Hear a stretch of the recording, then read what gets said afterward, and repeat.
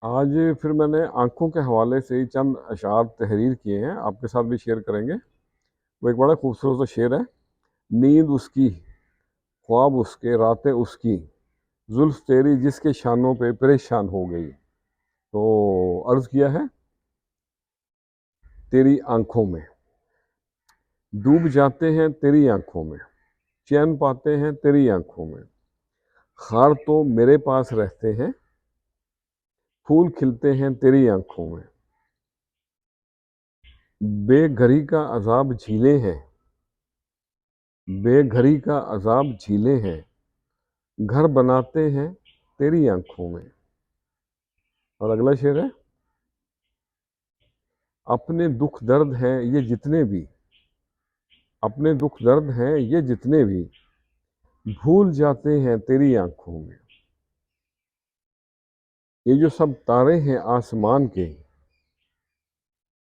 یہ جو سب تارے ہیں آسمان کے، ان کو لاتے ہیں تیری آنکھوں میں۔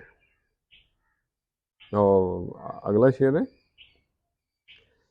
جام و سبو یہ محفلیں ساری، جام و سبو یہ محفلیں ساری لگی رہتی ہیں تیری آنکھوں میں۔